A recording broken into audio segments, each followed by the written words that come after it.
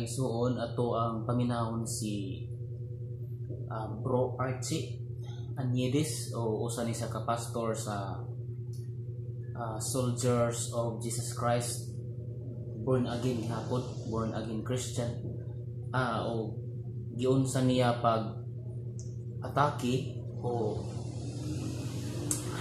batikos ang simbahang Katoliko. Ang Valentine's Day nga kasaulugan pagtulunan kini sa mga pagano ug dili kini pagtulunan nga iya ni Kristo.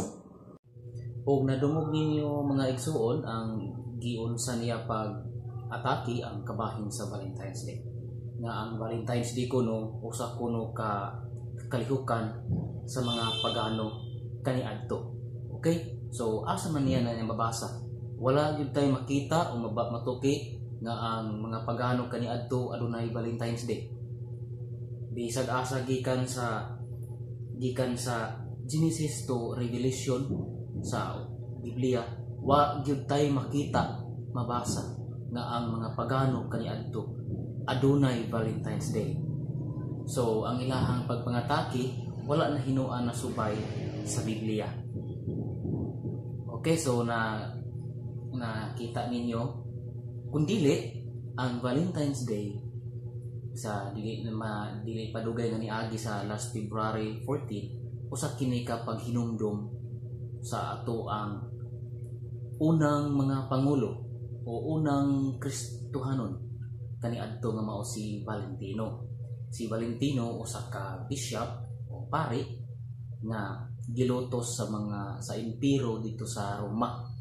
So sa sibil kay tungod na siya gilid-an sa pagkasal sa mga managtiayon nga wala ba makasal o ilabi na gyud nga ang mga manag-uyab nga mga patanon iyang kaslon sa tago-tago nga paagi, which is kung sundo nato sa balaod kaniadto sa impero sa Roma mahabutang siya og sukwahi pero sa tawhanon kadto nga balaod.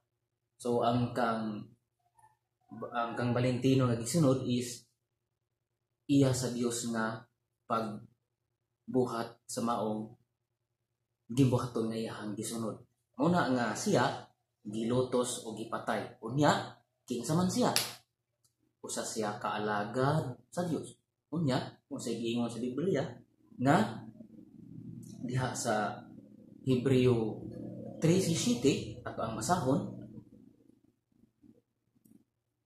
hinumdumi ang inyong mga pangulo kaniadto nga misulti kaninyo sa mensahe sa Dios.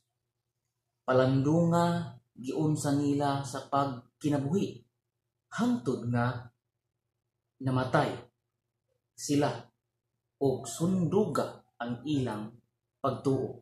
So naarman din na. So ang himo sa Katoliko is mabasa sa Biblia. Klaro kaayo. So mauna siya na ang Valentine's Day, mauna siya fiesta, celebration sa simbahan, isip pagpasilumog, paghandom ni San Valentino. Nya, sugo bakin sa Dios, sugo gyud nga fiesta. Tungod kay aduna may fiesta nga iya sa Dios. Ato kanang matuki diya sa Levitico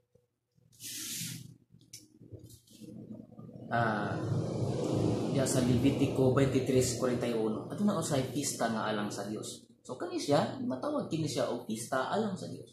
Tungod kay diha sa Filipos 4:8 na ang tanang butang nga matarong o katarong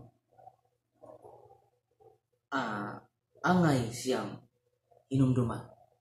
So kini siya ang gibuhat ni Valentino, gibuhat sa maong pari. So iya sa katarong o siya usab matarong. So angay siyang hinumduman. O karon asa man ana sayo? Wala. So ang ilang gibuhat sige lang og pangatake sa simbahang Katoliko. Sa tanan pila ka sa tibuok kalibutan, tibuok Pilipinas, pipila bisan gani dili mga Katoliko ga sunod sa maong Valentine's Day. Tungod kay ang ilahang rason, daghan kaayo nga mga mabuntis kuno nga mga batan-on ga-celebrate na sa mga hotel, ga-celebrate na sa mga lodging house, isip mga batan-on panahon sa Valentine's Day. Kinsa paria unsang simbahana ang nagtudlo nga kamo pag-uyab-uyab mo panahon sa Valentine's Day? Wala. So kana siya, so gihimo na lang nila nga rason, araw-araw na sila ika panaot sa Katoliko. So mao na nga ako isip nga magtotoo, dili ko buot nga mo atake o sila sa Katoliko tungod kay ang Katoliko diha sa Mateo 16:18 ngadto sa 19 tinupod kini ni Kristo. Kaya dili mo tuo, paghatag mo o kamatuoran kung kinsa ang nagtukod sa simbahan nga Katoliko. Kaya wala nagpabiling buhi, nagpabiling baskog ang amuang gi barugan mo sa katong uban nga kakamati ni sa kapastor na si Archie Anides. Ang Valentine's Day nga kasaulugan pagtulunan kini sa mga pagano ug dili kini pagtulunan nga iya ni Kristo. Maoy paminawa ninyo ang simbahan na mao naghanay sa kasulatan. Si Archie Anides usa lamang kini kabiktima sa nitungha lamang sa kalibutan ug nagwali na wala bisan kinsang nagsugo kanila. Walay nagsugo kanila kinsang pareha. Okay bo sa di na lang kukutob, I am proud as a Catholic until the end.